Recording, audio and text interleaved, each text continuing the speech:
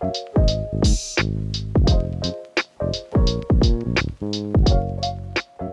morning everyone and welcome to another day, another vlog.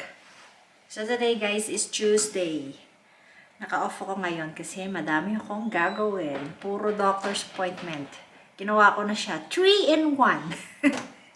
So ang oras is 8:25. Gagawa ko ng asado. Paghahalu-haluin ko lang siya para may lunch kami later. Si Mikey kasi mamaya pa yung pasok niya.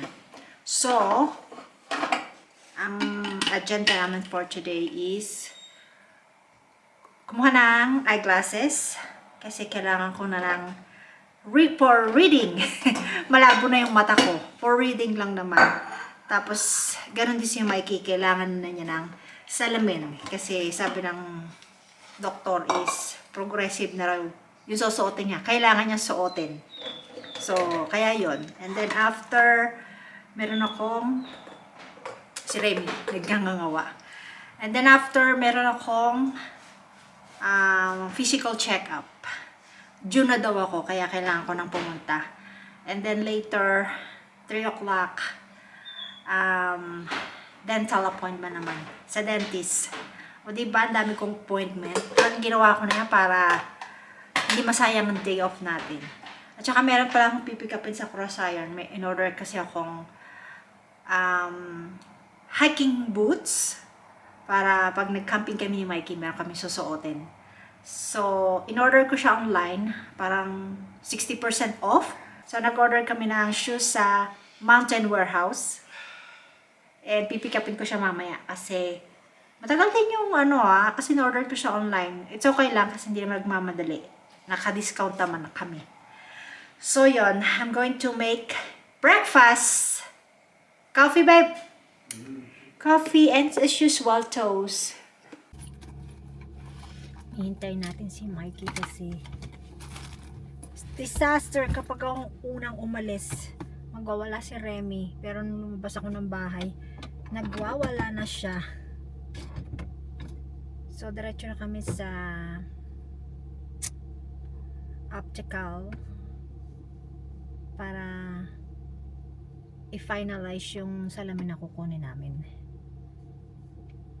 So busy. So busy yung araw na to. Gusto ko din mag-grocery kasi wala na kaming eggs. Kasi importante ang eggs and milk. Gusto ko sanang mag-grilled sa labas. Like ng fish. Uulan the whole week. May thunderstorm. Does it look okay with these shoes? Yes.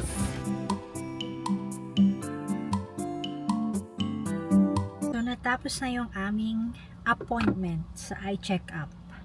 So, merong ginawang examen sa amin for both of us kasi merong nakitang hindi normal.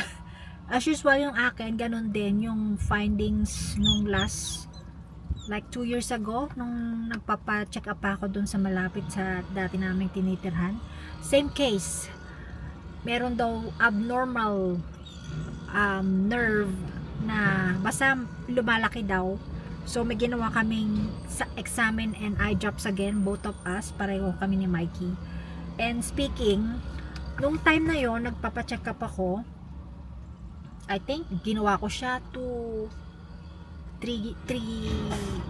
times nung time na yon, and under siya ng Alberta Health, and you know what, libre siya ngayon. Hindi na siya cover lahat, parang 70% lang yung cover ng Alberta Health, and ngayon may bayad na guys. Take note of that.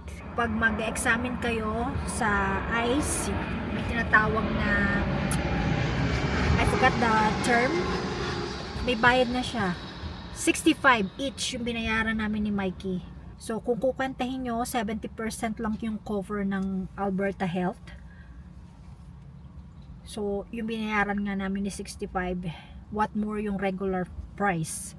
So mahal ang pa-check up ng mata ngayon. So yun, tapos yun, kumuha na rin kami ng eyeglasses. Mahal ang salamin namin ngayon ni Mikey, lalo na kay Mikey kasi yun sa kanya is progressive. And yung akin is for reading lang naman, pero mahal siya. Frame and lenses pag kinumbine, pero okay lang yun sa akin kasi cover lahat ng insurance ko from work.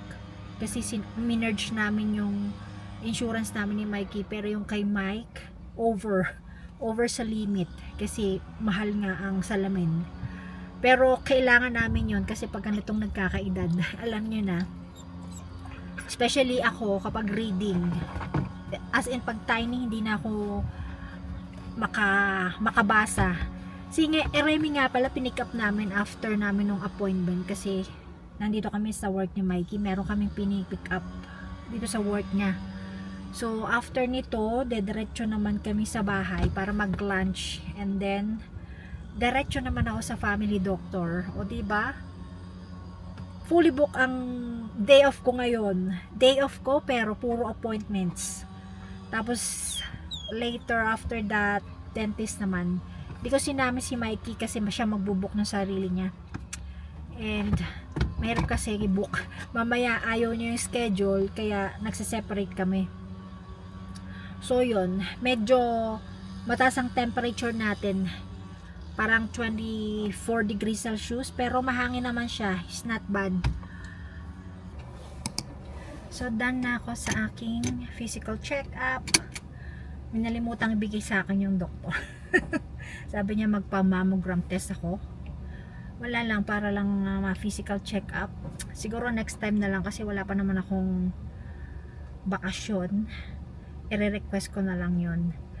Tapos after nito, dediretso naman ako sa dentist. Hindi na ako uwi kasi 2:20 na yung appointment ko, 3 o'clock. So malapit lang dito sa Walmart. Mag-grocery na rin ako kasi wala na kaming eggs and milk. So yun, painit na ng painit ang weather.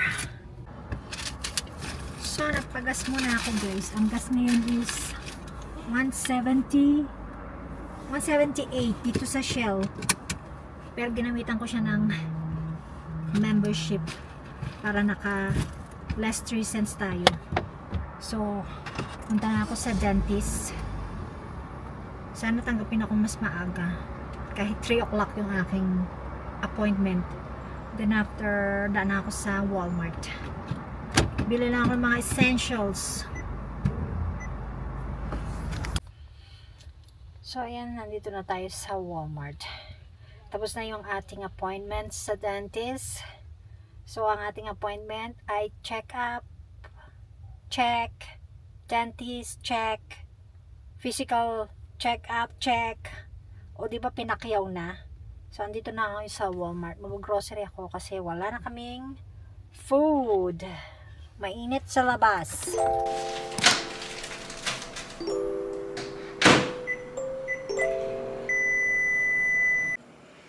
Hello guys! Gabi na, hindi na ako nakapag-update kanina. Hindi na rin ako nakapag-grocery haul. Kasi nakalimutan ko na. May ginawa yata ako kanina. Nagmamadali pati ako. Kasi ang hirap mag-vlog kapag nag-grocery. So ito, ininit ko na itong binigay sa akin nung, hindi binigay, binili ko doon sa clinic, sa pinuntahan namin kanina. So, minarcowave ko siya ng 25 seconds. Then, ilalagay ko sa mata ko ng 5 to 10 minutes. So, yon ang gagawin ko. So, ang purpose nito is para mag-produce ng oil yung paligid ng loob ng mata ko. Especially sa loob. Kasi nga daw, dry yung mata ko. And, kaya namumula siya. And, nire-recommend ng doktor na gamitin ko siya sa morning at saka sa evening. So, yun.